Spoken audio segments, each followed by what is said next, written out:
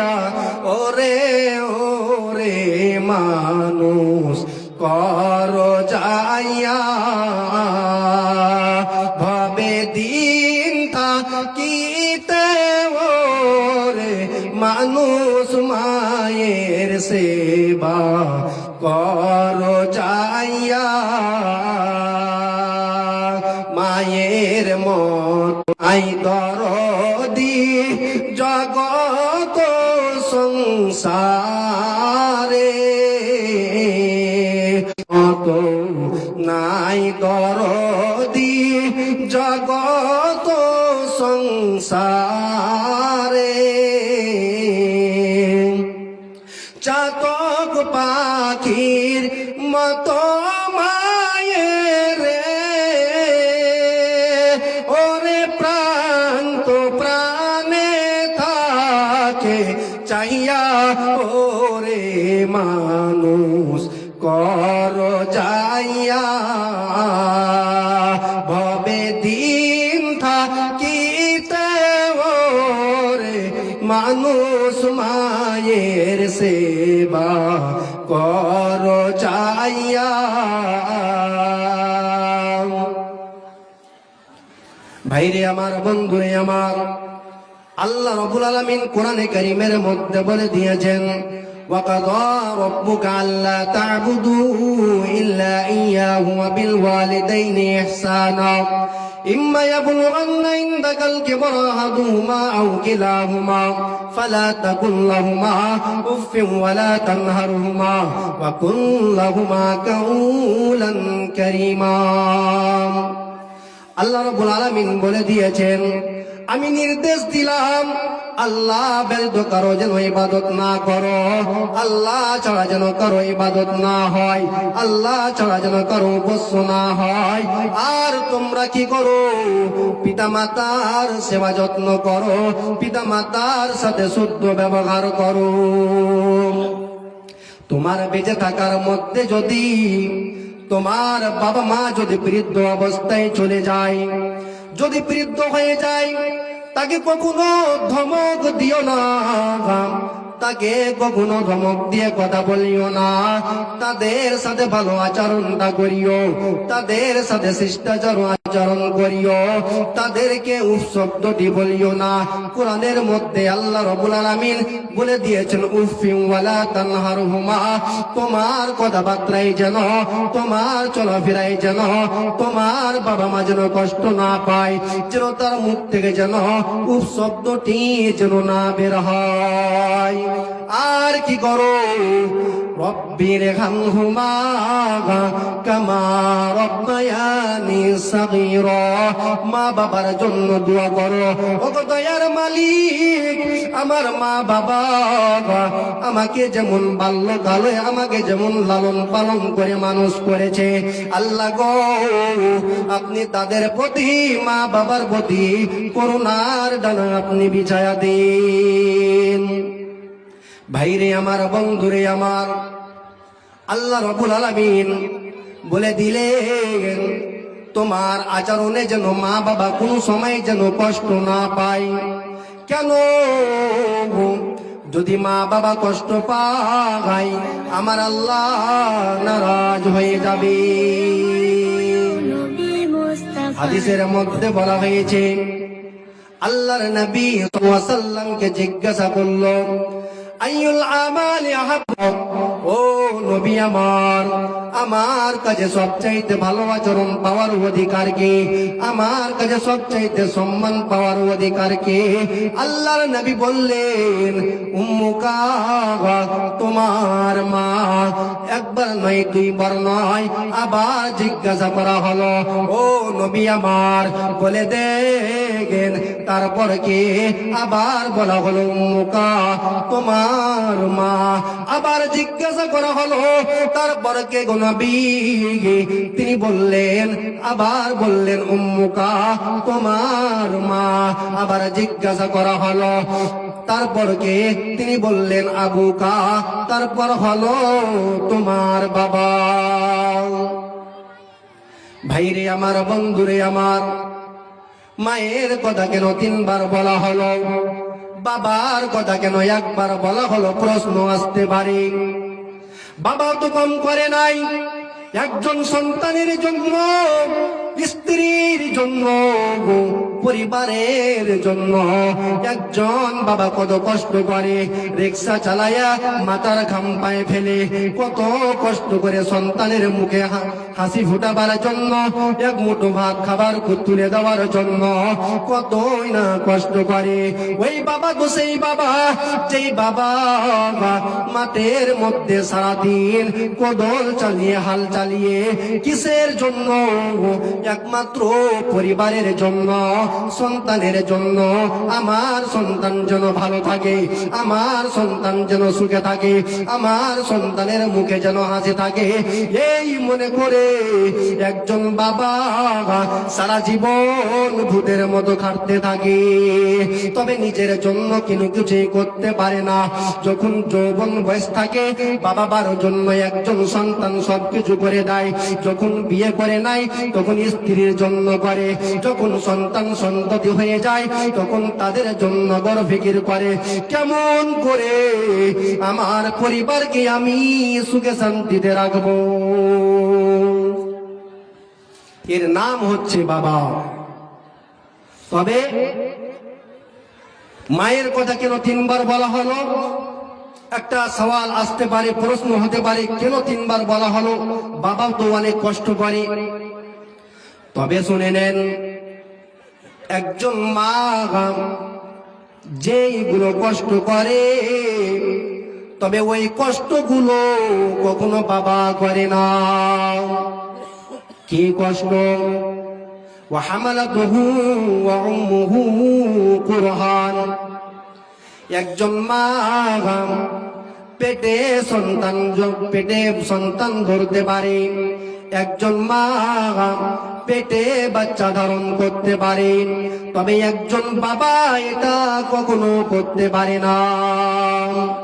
শুধু তাই নয়, যখন মায়ের গর্ভে সন্তান চলে আসে, যখনই সন্তান এসে যায়, একজন মার তখন কষ্ট বেড়ে যায়।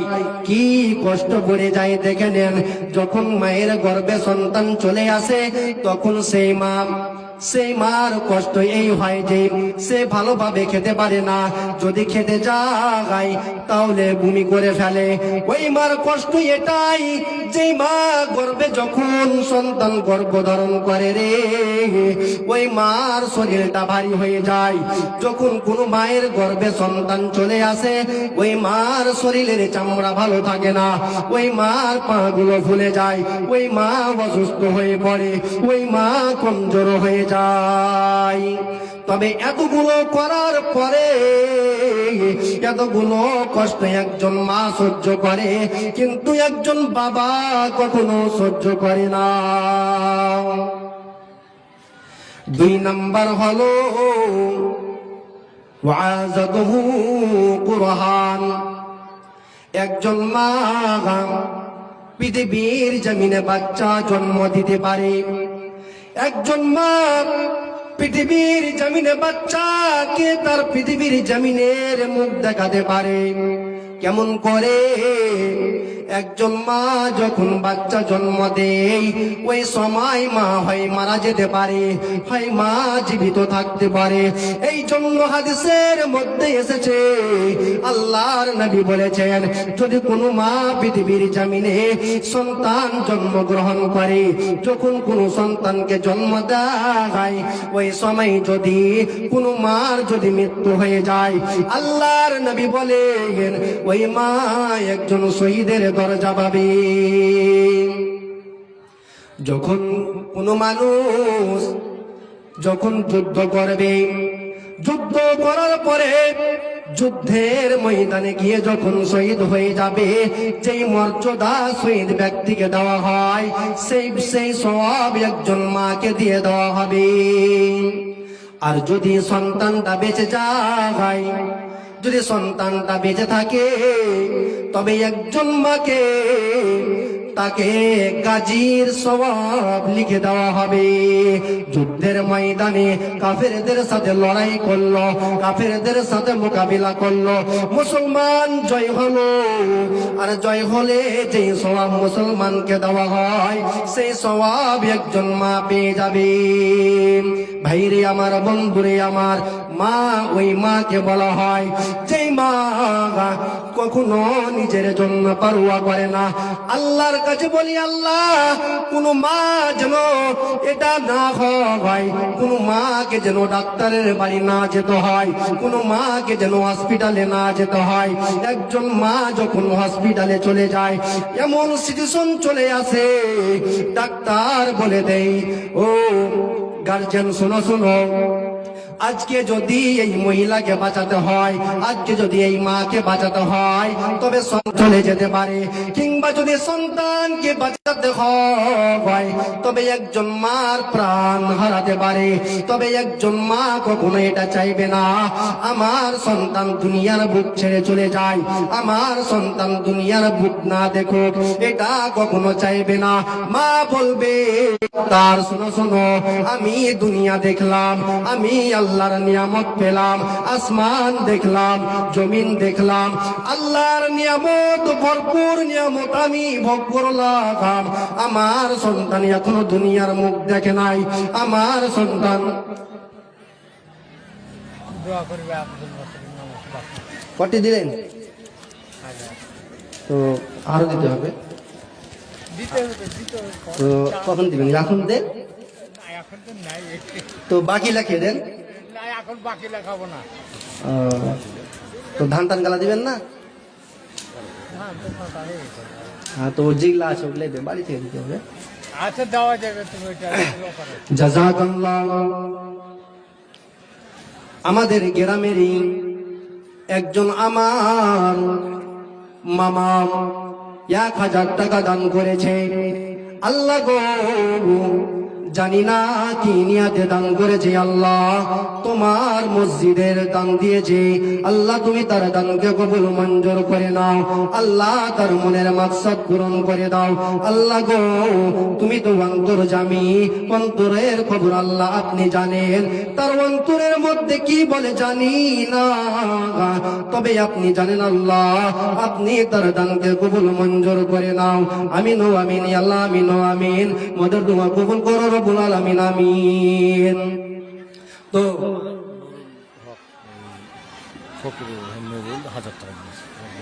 আরেকজন ভাই আমার, আমাদের গ্রামেরই নুরুল ভাই, উনি 1000 টাকা দান করেছে।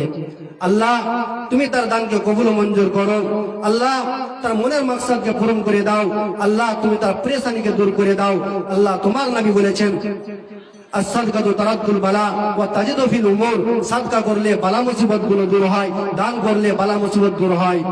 যাই হোক, আল্লাহ তুমি তার দানকে কবুল মঞ্জুর করো। আমিন ও আমিন, আল্লাহ আমিন ও আমিন। মদের দোয়া কবুল করো রব্বুল আলামিন।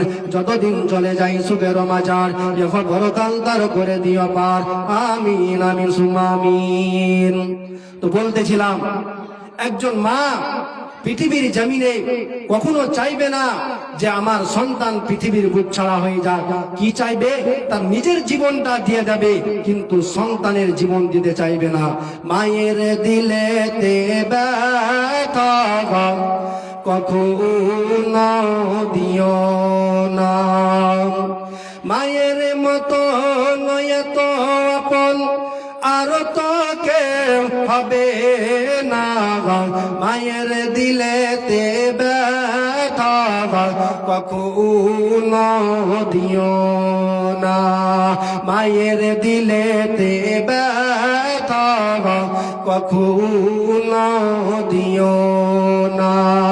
দুঃখে দুঃখিনী রবে, সুখেতে খুশি হবে। ছেলের সুখের তরে মা মরতেও রাজি হবে। মায়ের পাক দমের তরে জান্নাতের ঠিকানা, মায়ের দিলেতে ব্যথা কখনো দিও না, মায়ের দিলেতে ব্যথা কখনো দিও না, মা জননীর দুয়া যারই লেগে যাবে, যত চাওয়া পাওয়া খোদা মিলিয়ে দেবে। মায়ের দুয়াই যাই গো পাওয়া, মায়ের দুয়াই যাই গো পাওয়া, কাবায়ার মদিনা, মায়ের দিলে ব্যথা কখনো দিও না, মায়ের দিলে ব্যথা কখনো দিও না। মায়ের মুখের হাসি আল্লাহর খুশি, সেই জান্নাতের দাবিদার, যে ভালোবাসলো যে মাকে বেশি। মায়ের দুয়াই যাই গো পাওয়া, কাবায়ার মদিনা, মায়ের দিলে ব্যথা কখনো দিও না, কোনো দিন দিও না। ভাইরে আমার, বন্ধুরে আমার, বলতেছিলাম একজন মা বাচ্চা পেটে ধারণ বাচ্চা জন্ম দিতে পারে, তবে একজন বাবা কখনো বাচ্চা জন্ম দিতে পারে না। 3 নম্বর হলো ওয়াহামালুহু ওয়া ফিসালুহু 30 শাহরা, একজন মা বাচ্চাকে 2 বছর ধরে দুধ পান করাতে পারে, তবে এই জায়গাতে 30 মাসের কথা বলা হয়েছে, এই জায়গাতে 30 মাসের কথা বলা হয়েছে, তার মধ্যে ভাগ করে দেওয়া হয়েছে 6 মাস বাচ্চা মায়ের গর্ভে থাকবে, তারপরেও বাচ্চা জন্ম ভূমিষ্ঠ হতে পারে, আর 2 বছর বাচ্চা দুধ পান করবে।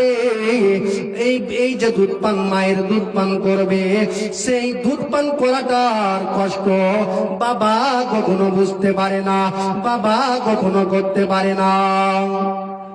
এখন যদি আমাদের সমাজে 6 মাস পরেই যদি বাচ্চা হয়ে যায়, তাহলে আমরা নানান ধরনের আমাদের মধ্যে চিন্তা চলে আসে, আমরা অনেক ধরনের ধারণা করে ফেলি, কি হয়তো এই মেয়েটা ব্যভিচার করেছে, হয়তো এই মেয়েটা জেনাকার, বিয়ের আগে হয়তো কারোর সাথে তার কিছু ছিল।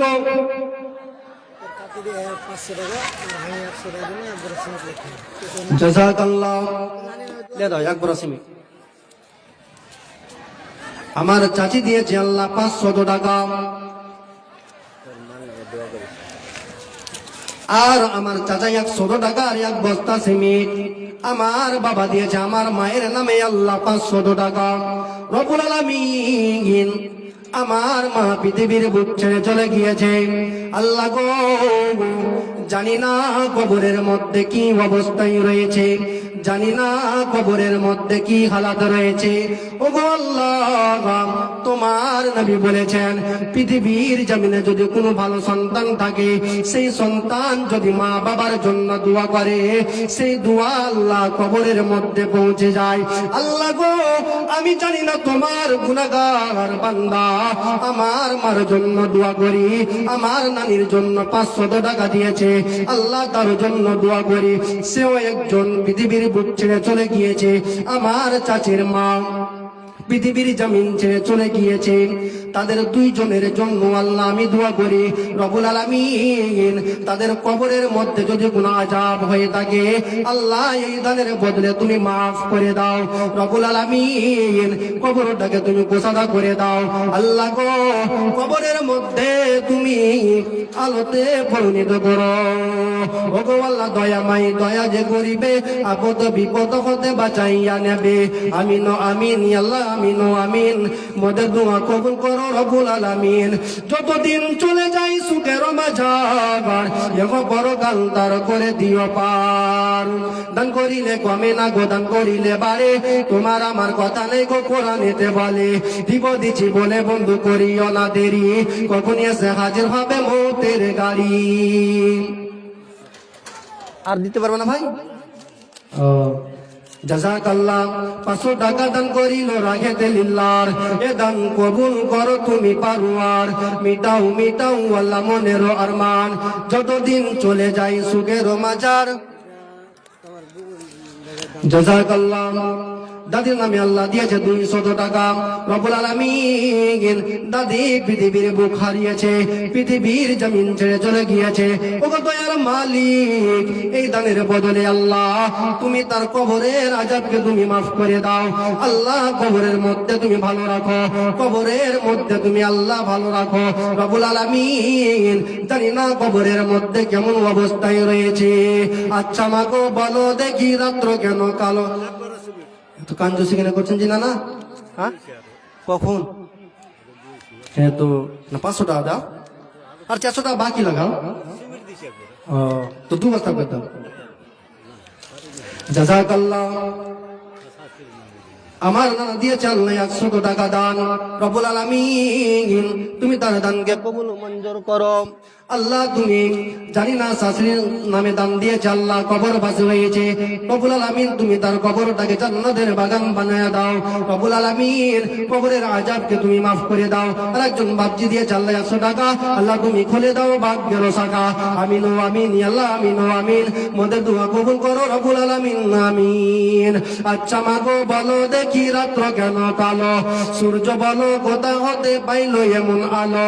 ফুলগুলো নানান রঙের কেমন করে হয়, পাতাগুলো সবুজ বটে ফুলের মতো নয়। দুধ কেন এত সাদা, দুধ কেন এত সাদা? মরিচ কেন ঝাল? আমগুলো পাকলে বলো কেমনে হয় দালাল? পশু পাখি কই না কথা, পশু পাখি কই না কথা। মানুষ কেন কয় বলো বলো ওগে মানবী সব কেমন করে হয়? ভাবি সবই মহান প্রভুর দান, নত শিরে সাজদা করো ওগে মুসলমান। ডিমগুলো একই রঙের পার্থক্য নেই মোটে, সাদা কালো বাচ্চাগুলো কেমন করে ফুটে। আমরা সবাই বাস করি এই পৃথিবীর লেখা মুখের চেরা মিলে না কারোর সঙ্গে, আর মিলে না কলমের সই। বুড়ি আঙুলের টিপ আর প্রমাণ হলো মহান আল্লাহ একজন আছেন ঠিক। যখন বক্তব্যের মধ্যে যখন দান দিতে লেগেছেন, তাহলে আপনারা আসেন, দানগুলো দিয়ে যান, আর বক্তব্য চলতে থাকবে, দুটাই কাজ হতে থাকবে ইনশাআল্লাহ। যদি কোনো মায়ের গর্ভে যদি 6 মাস পরে যদি বাচ্চা ভূমিষ্ঠ হয়, তাহলে আমাদের সমাজে একটি লজ্জাবোধক কথা, কিন্তু না। আল্লাহ নবী সাল্লাল্লাহু আলাইহি সাল্লাম হাদিসের মধ্যে বলেছেন, হাদ আনাস ওই সাজদা হাদিসের মধ্যে বলেছেন, একজন মহিলা, জুনিয়া গোত্রের একজন মহিলা, জুনি গোত্রের একজন ছেলে বিয়ে করলো। বিয়ে করার পরে কিছুদিন 6 মাস গত হলো, ইতিমধ্যে বাচ্চা চলে আসে, বাচ্চা পৃথিবীর জমিনে ভূমিষ্ঠ হলো। যখনই বাচ্চা পৃথিবীর জমিনে ভূমিষ্ঠ হলো, তার স্বামী করলো কি? জাযাকাল্লাহ। বাপজি আমার দিয়েছে 100 টাকা। আল্লাহ গো তুমি দানকে কবুল মঞ্জুর করো, মনের মাকসাদকে পূরণ করে দাও। আল্লাহ গো জানি না কি নিয়তে দান করেছে, আরেকজন দিয়েছে আল্লাহ 200 টাকা। আল্লাহ তুমি খুলে দাও ভাগ্যের শাখা। আমিন ও আমিন, আল্লাহ আমিন ও আমিন। মোদের দোয়া কবুল করো রব্বুল আলামিন। দান করিলে ভালো মিলে হাদিসে দেখায়, কোকিলের আদান হইতে দূরে সরে রায়। বিন্দু বিন্দু বৃষ্টি পড়ে ভরে যায় নদী, পয়সা পয়সা করে হয়ে যায় নবাবের গদি। সেই মতো তিল তিল মুমিনের দান, সতেজ করে রাখে ইসলামের প্রাণ। তো যখনই বাচ্চা হলো, সে বিচার দিল কাকে? আমিরুল মুমিনিন হযরতে উসমান রাদিয়াল্লাহু তাআলা আনহুকে। ও উসমান গনি, কিছুদিন হলো আমার বিয়ে হয়েছে, বিয়ের পরে 6 মাস হলো আমার স্ত্রীর গর্ভ থেকে বাচ্চা পৃথিবীর জমিনে ভূমিষ্ঠ হলো। ও আমিরুল মুমিনিন, এটা কেমন করে সম্ভব? এটা কেমন করে হতে পারে? 6 মাস পর কেমন করে বাচ্চা পৃথিবীর জমিনে আসতে পারে? সঙ্গে সঙ্গে হযরত উসমান গনি রাদিয়াল্লাহু তাআলা আনহু সঙ্গে সঙ্গে বলে দিল, যাও যাও, মহিলাটিকে তোমরা আমার কাছে নিয়ে আসো। সঙ্গে সঙ্গে মহিলাটিকে আমার কাছে নিয়ে আসো।